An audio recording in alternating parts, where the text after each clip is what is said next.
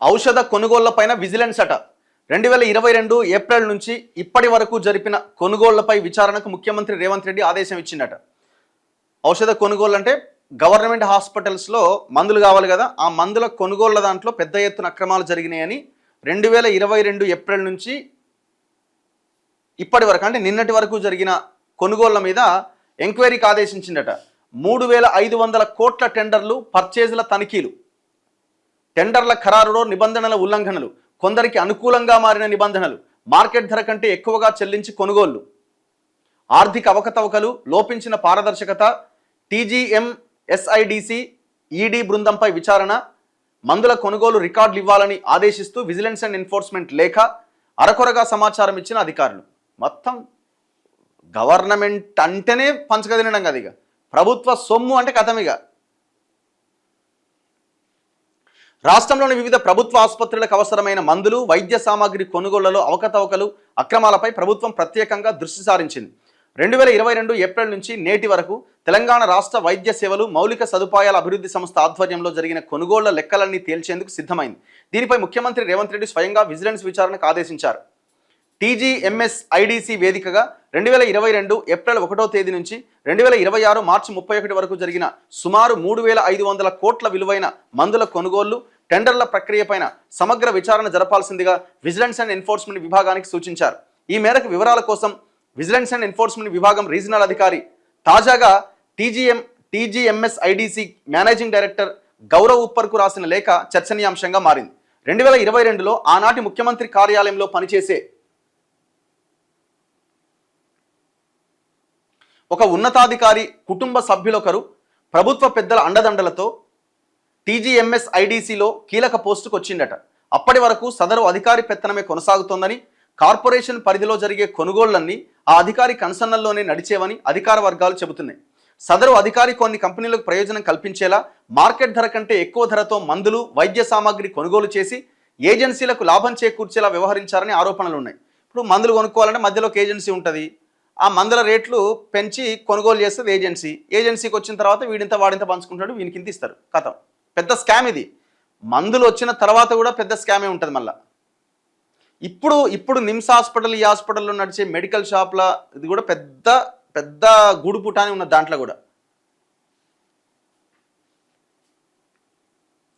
గత ప్రభుత్వ హయాంలో సీఎంఓ అండతో చక్రం తిప్పిన సదరు అధికారి ప్రస్తుత కాంగ్రెస్ ప్రభుత్వంలో కూడా అధికార వర్గాలతో మంచి సంబంధాలు కొనసాగించారని, దాంతో వారి వ్యవహారం నిరాఘాటంగా సాగిందని అంటున్నారు. తాజాగా ఈ అక్రమాలపైన ముఖ్యమంత్రికి ఫిర్యాదులు అందడంతో వెంటనే విజిలెన్స్ విచారణకు ఆదేశించినట్లు ప్రభుత్వ వర్గాలు వెల్లడించాయి. ఈ క్రమంలో విజిలెన్స్ విభాగం గత నెల 20వ తేదీన టీజీఎంఎస్ఐడిసి ఎండీకి లేఖ రాసింది. ఓ బృందాన్ని సిద్ధం చేసుకుని అవకతవకలట. టీజీఎంఎస్ఐడిసిలో అడ్డా వేసిన అధికారి ఒక బృందాన్ని ఏర్పాటు చేసుకుని చక్రం తిప్పినట్టు సమాచారం. ఆ బృందంలో 2 వైద్యులతో పాటు ఫైనాన్స్ విభాగం ఉద్యోగి ఒకరు, క్వాలిటీ కంట్రోల్ విభాగానికి చెందిన ఒక అవుట్సోర్సింగ్ ఉద్యోగి, గతంలో కార్పొరేషన్లో పనిచేసి ప్రస్తుతం బయటి వ్యవహారాలు నడిపిస్తున్న మరో కీలక ఉద్యోగి ఉన్నట్లు వైద్య వర్గాలు చెబుతున్నాయి. టెండర్ల ఖరారులో నిబంధనల ఉల్లంఘన, ఆర్థిక అవకతవకలు, నిబంధనల ఉల్లంఘన వంటి తీవ్రమైన ఆరోపణలు ఈడీ బృందంపై వచ్చినట్లు విజిలెన్స్ తమ నివేదికలో పేర్కొన్నట్టు గమనార్హం. వైద్య ఆరోగ్య శాఖ 2022 సెప్టెంబర్ 9వ తేదీన జారీ చేసిన జీవో నెంబర్ 140 కింద చేసిన కొనుగోళ్లలో భారీగా నిధులు దారిమళ్లినట్లు ఆరోపణలున్నాయి. 5 రకాల మందుల కొనుగోళ్లలో తిరకాసుందట. 2022 ఏప్రిల్ నుంచి ఈ ఏడాది మార్చి వరకు 4 సంవత్సరాల్లో కొనుగోలు చేసిన అత్యవసర మందుల టెండర్లపైన విజిలెన్స్ ప్రత్యేకంగా దృష్టి పెట్టింది. ముఖ్యంగా కిడ్నీ, గుండె జబ్బులు, మధుమేహం అంటే షుగర్ వ్యాధి, తీవ్ర రక్తహీనతకు వాడే rituximab injection, ticagrelor tablets, insulin 50-50, insulin 70-30, ferric carboxymaltose ఇంజెక్షన్లతో పాటు వైద్య పరీక్షల కిట్లు, రీఏజెంట్లు, పరికరాల కొనుగోళ్లకు సంబంధించిన అన్ని వివరాలు అందజేయాలని సూచించింది. వీటి కొనుగోళ్లలో మార్కెట్ ధర కంటే ఎక్కువగా చెల్లించి రాష్ట్ర ఖజానాకు గండి కొట్టినట్టుగా విజిలెన్స్ ప్రాథమిక పరిశీలనలో గుర్తించిందట. ఈ అక్రమాల వెనుక ఎవరున్నారో తేల్చేందుకు 11 కీలక అంశాల పత్రాలు, ఫైళ్లు తక్షణమే ఇవ్వాలి అని టీజీఎంఎస్ఐడిసికి విజిలెన్స్ ఆదేశించింది.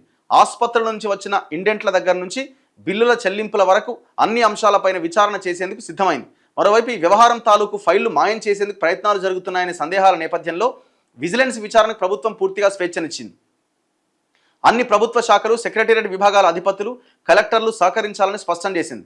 తనిఖీల సమయంలో రికార్డులు దాచినా, జాప్యం చేసినా చర్యలు తప్పవంటూ అంతర్గత ఆదేశాలు జారీ అయినాయి. విజిలెన్స్ కోరిన సమాచారంలో కొన్నింటి వివరాలు మాత్రమే టీజీఎంఎస్ఐడిసి అధికారులు పంపినట్టుగా సమాచారం. కొన్ని రకాల ఔషధాల కొనుగోళ్లు, వైద్య పరీక్షల కిట్లు, పరికరాల కొనుగోళ్లు, బిల్లుల చెల్లింపులు, టెండర్లు, వాటి ధరలు, నిపుణుల నివేదికలను విజిలెన్స్ కోరగా కార్పొరేషన్ మాత్రం కేవలం 4 రకాల ఇంజెక్షన్లు, ఒక టాబ్లెట్కి సంబంధించిన వివరాలు మాత్రమే పంపిందట. ఈ క్రమంలో విజిలెన్స్ నుంచి త్వరలోనే టీజీఎంఎస్ఐడిసికి మరో సర్క్యులర్ వచ్చే అవకాశం ఉందని ప్రభుత్వ వర్గాలు చెబుతున్నాయట. వైద్య మంత్రికి తెలియకుండానే కాంగ్రెస్ సర్కార్ వచ్చిన తర్వాత కూడా టీజీఎంఎస్ఐడిసిలో అవకతవకలు కొనసాగినాయని, 2-3 కాంట్రాక్టర్లకే అన్ని ప్రధాన ఔషధ, ఎక్విప్మెంట్, రీఏజెంట్స్, ఇతర వైద్య పరీక్షల కిట్ల కొనుగోళ్ల కాంట్రాక్టులు దక్కుతున్నాయన్న ఆరోపణలు ఉన్నాయి. వైద్య ఆరోగ్య శాఖ మంత్రి దామోదర్ రాజనరసింహకు తెలియకుండా గుట్టుచప్పుడు కాకుండా ఈ తతంగాన్ని నడిపిస్తున్నారని అధికార వర్గాలు చెబుతున్నాయి. అయితే ఇటీవల వ్యవహారం మంత్రి దృష్టికి వెళ్లడంతో కార్పొరేషన్లో పాతుకుపోయిన పలువురు అధికారులు, అవుట్సోర్సింగ్ ఉద్యోగిని తప్పించాలి అని తాజాగా శాఖ కార్యదర్శిని ఆదేశించినట్టు సమాచారం అట. ఏం నడుస్తున్నదండి? పెట్టేదే అరకొర బడ్జెట్, మళ్ళీ దాంట్లో దోపిడీ. ఏం ప్రజలకి వైద్యం అందుతుంది? అసలు ఆ వస్తున్న మెడిసిన్ అయినా పేషెంట్లకు వాడుతున్నారా, బయట అమ్ముకుంటున్నారా? అది కూడా డౌటే.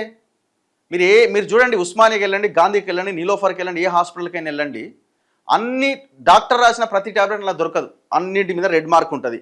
ఆ రెడ్ మార్క్ నేను తెచ్చి మళ్ళీ బయట జనరిక్ హాస్పిటల్లో కొనుక్కోవాలి, బయట మెడికల్ షాప్లో. ఏందో ఏమైనా పారాసిటమాల్, ఆ పెయిన్ కిల్లర్ తప్ప ఏమైనా మందులు దొరుకుతాయా? ఇక నీకు పిహెచ్సిలు, ఆ ఏరియా హాస్పిటల్ అయితే అసలు మందులే దొరికాయి. అంత దారుణంగా ఉన్నది సిచ్యువేషన్.